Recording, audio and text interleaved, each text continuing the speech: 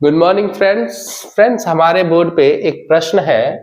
1 kilo चावल, 1 kilo दाल और 500 millilitre तेल की कीमत 320 रुपए है।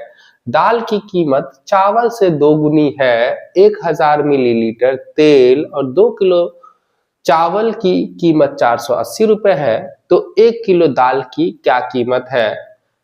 ऑप्शंस है ए 160 रुपए, बी 120 रुपए, सी 80 रुपए और डी 40 रुपए।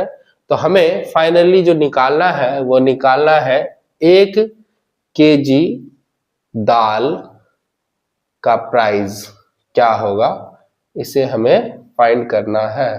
ठीक है, तो आइए देखते हैं इस प्रश्न को हम कैसे आसानी से हल कर सकते हैं। तो हम जैसे मान के चलते हैं कि हम एक दुकानदार के पास जाते हैं और वह लिखता है 1 केजी चावल कुछ रुपए का होगा, उसने कुछ रुपए डाला इसकी जगह पे। उसके बाद लिखा 1 किलो दाल, 1 केजी दाल, ये भी मानते हैं कुछ रुपए उसने लिखा होगा। उसी प्रकार से इसने लिखा होगा 500 ml तेल, इसका भी कुछ उसने प्राइस दिया होगा। तो इन सब का जब ग्रॉस किया होगा तो ग्रॉस आया उसका 320 रुपए। ठीक है, फिर क्या बोल रहा है कि दाल की कीमत चावल से दोगुनी है, यानी यदि हम दाल और चावल के बीच अनुपात देखें तो चावल यदि x रुपीस का है तो दाल जो है 2x रुपीस का हमें मिलेगा। ठीक है, यानी 2:1 का अनुपात चल रहा है। तो जहां जहां हमें 1 किलो चावल दिख रहा है वहां हम x रुपीस लिख सकते हैं और जहां हमें दाल दिख रहा है वहां पे 1 केजी के एवज में हम यहाँ पे 2x इसका प्राइस लिख सकते हैं। ये 500 ml तेल का ही दाम जो है ये हमने लिया है y रुपीस।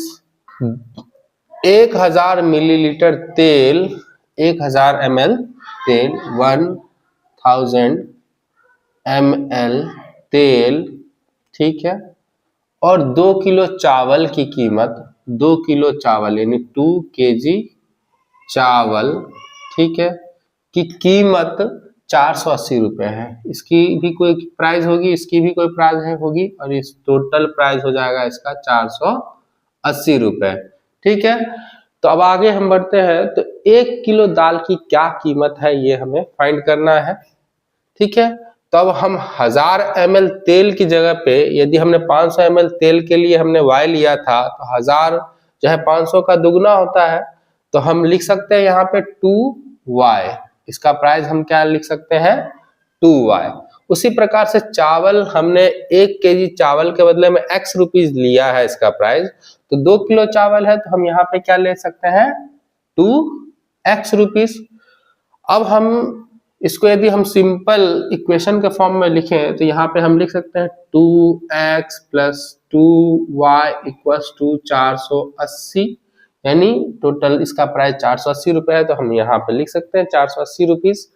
तो x और y हमें आसानी से मिल जाएगा, यहाँ x प्लस y और 2 जो है वो हम कॉमन ले लेते हैं तो ये हो जाएगा बराबर में फिर से 480 और इस 2 से हम 480 को काटेंगे तो x प्लस y आ जाएगा हमें 240 रुपए।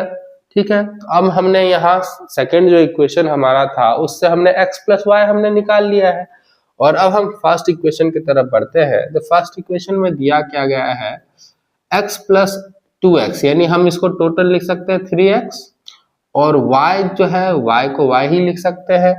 इसको मिला करके हम 320 रुपए पे कर रहे हैं। ठीक है, तो अब हम इसको हम इस तरीके से 3x को कैसे लिख सकते हैं 2x plus x plus y बराबर 320 और x प्लस y हमने पहले ही फाइंड कर रखा है, x प्लस y कितना है 240। तो हम 2x प्लस 240 इक्वल्स टू 320 लिख सकते हैं। अब क्या होगा 2x बराबर जो है हो जाएगा कि कितना 320 में से हम 240 को घटाएंगे तो 320 में से 240 को घटाएंगे तो आएगा क्या, 0 0, 12 में से 4 गया तो 8, 2 में से 2 गया तो 0, तो यानी 2x बराबर आ गया 80। तो x जो है, x ऑटोमेटिकली आ गया 40। तो हमने यहाँ पे x फाइंड कर लिया है।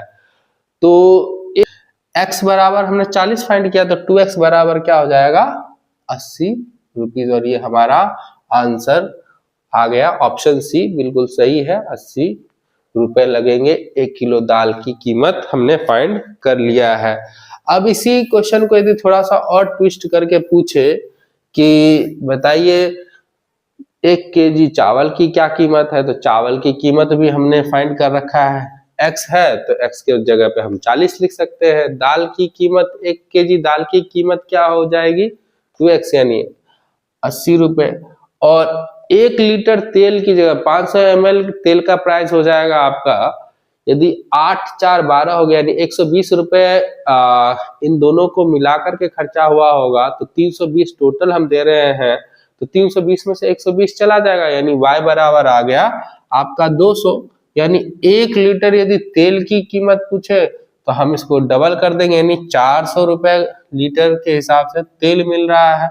ठीक है, तो हम 2y की जगह पे लिख सकते हैं 400 रुपीज। अब देखो, अब इससे हम ये वेरीफाई भी कर सकते हैं, देखो 400 रुपए तेल की कीमत हो गई 1 लीटर की, 1 किलो चावल जो है 40 रुपए का है, तो 2 किलो चावल कितने का हो जाएगा, 80 रुपए का। तो 400 प्लस 80 कितना हो गया, 480।